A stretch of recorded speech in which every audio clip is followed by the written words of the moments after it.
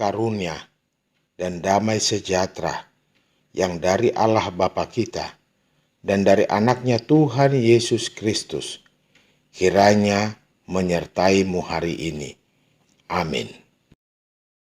Jemaat Tuhan yang terkasih, berjumpa kembali pada hari ini, Selasa 10 November 2020. Sebelum kita memulai aktivitas kita hari ini, mari kita mendengarkan sejenak firman Tuhan menyapa kita, yaitu yang tertulis pada Efesus pasal 4 ayat 32. Tetapi hendaklah kamu ramah seorang terhadap yang lain, penuh kasih mesra dan saling mengampuni, sebagaimana Allah di dalam Kristus telah mengampuni kamu. Demikian firman Tuhan. Amin. Jemaat Tuhan yang terkasih, kesadaran akan identitas diri biasanya membuat orang berusaha hidup sesuai identitas itu. Walaupun ada orang yang tidak menyukai identitasnya, sehingga hidup berlawanan dengan identitas itu. Dalam identitas sebagai manusia baru, jemaat Efesus dinasehati Rasul Paulus agar tidak lagi hidup seperti orang yang tidak mengenal Allah. Mengapa? Sebab Yesus menyelamatkan manusia agar hidup sesuai kehendak Allah, yang berbeda dari kehidupan orang yang tidak percaya. Lahir baru yang membuat orang menjadi manusia baru memang merupakan sebuah perubahan radikal dari cara hidup yang terpisah dari Kristus ke cara hidup yang memuliakan Allah. Maka manusia baru harus menjauhi dusta dengan berkata jujur, serta tidak boleh berkata kotor. Manusia baru harus menggunakan kata-kata yang baik yang dapat membangun orang lain. Manusia baru juga mesti mampu mengendalikan amarah.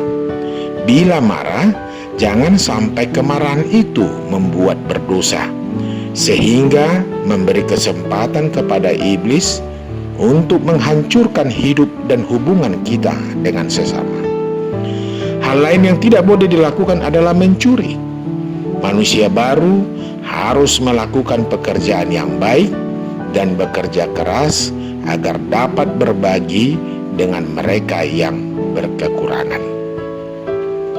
Jemaat Tuhan yang terkasih, manusia baru kiranya tidak mendukakan Roh Kudus dengan perbuatan yang tidak berkenan kepada Tuhan. Kita harus hidup menurut pimpinan Roh Kudus. Kita juga harus menjauhi segala hal yang dapat merusak karakter dan pertumbuhan rohani kita, atau yang mungkin menghilangkan damai dan sukacita kita. Hendaknya kita hidup ramah, penuh kasih mesra, dan saling mengampuni sebagaimana Kristus telah mengampuni kita.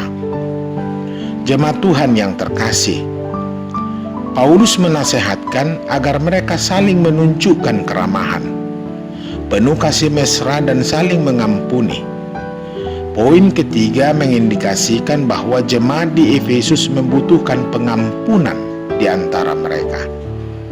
Nampaknya ada sebagian dari mereka masih sukar mengampuni saudaranya seiman, sehingga Paulus perlu mengingatkan bahwa mereka pun telah diampuni oleh Allah. Selama kita masih merasa sakit hati, tersinggung, atau marah karena sikap, perkataan, atau perbuatan orang lain, artinya kita masih belum sempurna. Begitu pula dengan orang-orang yang ada di sekitar kita. Oleh karena itu, kita yang ada di dalam Kristus, mari kita memulai untuk bersikap ramah, penuh kasih ilahi, dan mengampuni orang lain. Karena di dalam Kristus, kita telah terlebih dahulu menerima pengampunan dari Allah. Saudara-saudara yang terkasih dalam Kristus Yesus, orang yang telah mengenal Yesus harus membiarkan Roh Kudus mengerjakan karya pembaruan di dalam hidupnya, agar dimampukan untuk hidup benar dan kudus. Berdoalah agar Roh Kudus menolong kita menjalani hidup sebagai manusia baru, agar tutur kata dan perbuatan kita menjadi berkat bagi orang lain dan memuliakan Tuhan. Tuhan Yesus memberkati. Amin.